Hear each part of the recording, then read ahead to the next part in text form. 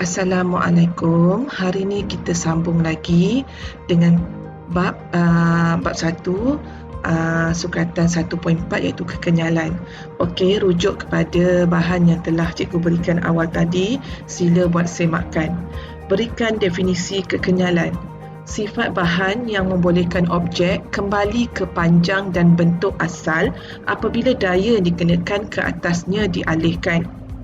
Dalam keadaan keseimbangan, bermaksud tiada daya luar dikenakan, molekul berada pada keadaan asalnya. Daya antara molekul adalah sifar. Dalam keadaan pemampatan, memampatkan pepejal menyebabkan molekulnya bergerak lebih rapat antara satu sama lain. Daya tolakan antara molekul bertindak untuk menolak molekul kembali kepada asalnya. Manakala dalam keadaan regangan, meregangkan pepejal membolehkan molekulnya bergerak menjauhi antara satu sama lain. Daya tarikan antara molekul bertindak untuk menarik kembali molekul kepada kedudukan asalnya. Meregangkan wayar dengan daya luar. Keadaan molekul dalam wayar, molekulnya akan menjauhi antara satu sama lain, di mana daya tarikan yang kuat akan bertindak di antara molekul untuk menentang regangan yang dikenakan. Apabila daya luar dialihkan, daya tarikan antara molekul membawa molekul kembali ke kedudukan asalnya. Wayar itu kembali ke kedudukan asal. Okey, faktor-faktor yang mempengaruhi kekenyalan. So, contoh dekat sini ialah kekenyalan bagi spring. Satu-satu objek tu kita kata dia kenyal kalau dia mudah untuk kita ubah keadaan dia.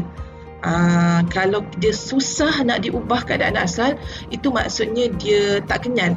Tak kenyal. Yang kenyal ni dia mudah nak ubah keadaan asal dia dan mudah kembali kepada asal. Contoh paling mudah ialah spring.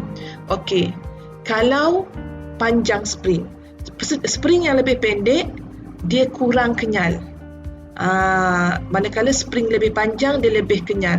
So awak boleh tengok kalau ada adik dekat rumah, ada buai adik awak tu, spring yang pendek ni dia padat tau, so dia jadi kurang kenyal. Spring yang lebih panjang, dia lebih kenyal. Dia mudah diregangkan. Kalau siapa pernah pergi macam jenis bina-bina badan ni, dia ada alat-alat yang ada spring. Spring tu kalau pendek sangat susah nak dibengkokkan. Tapi spring tu kalau panjang, dia senang untuk dibengkokkan. Okey, diameter dawai spring. Dawai yang lebih tebal, dia adalah kurang kenyal. Yelah, sebab dawai tu tebal, memang susahlah kita nak bengkokkan dia, kita nak tarik dia. Okey, manakala dawai yang lebih nipis, dia adalah lebih kenyal sebab dia lebih mudah untuk diregangkan atau kita nak bengkokkan dia. Okey, diameter spring. Spring ni kan dia macam ada pusing-pusing tau. So dia merujuk kepada diameter dia punya pusingan tu. So kalau diameter pusingan dia lebih kecil, maksudnya spring tu macam padat, tengah dia kurang kosong. Jadi dia kurang kenyal.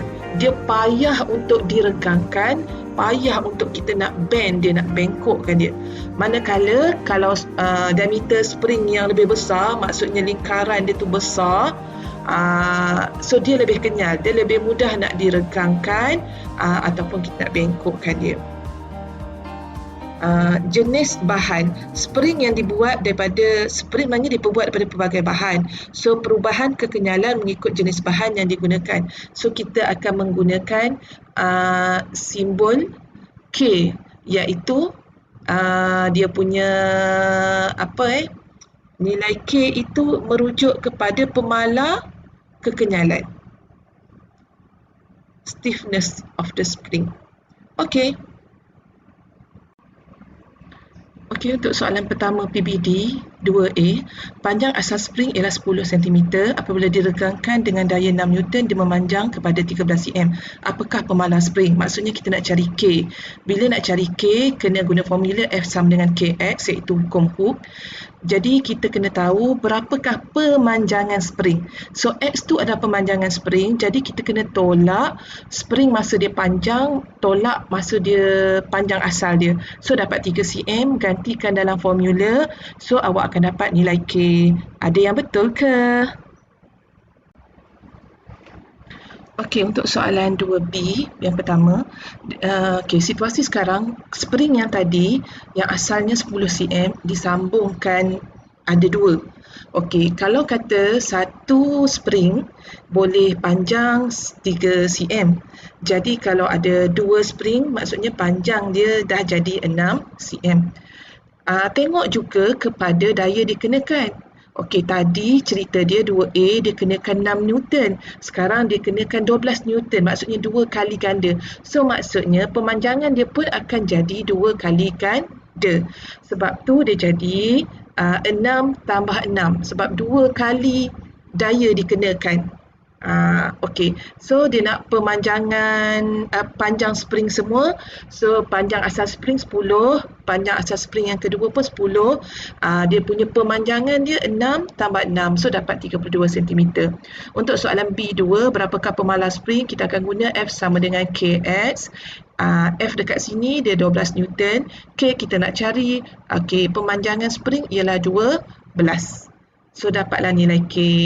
Okey, untuk soalan seterusnya awak boleh cuba buat sendiri berdasarkan nota yang cikgu beri dan juga penerangan untuk 2 contoh yang cikgu dah terangkan. Okey, selamat mencuba. Jangan lupa jawab soalan PBD dan hantar kepada cikgu pada Google Form.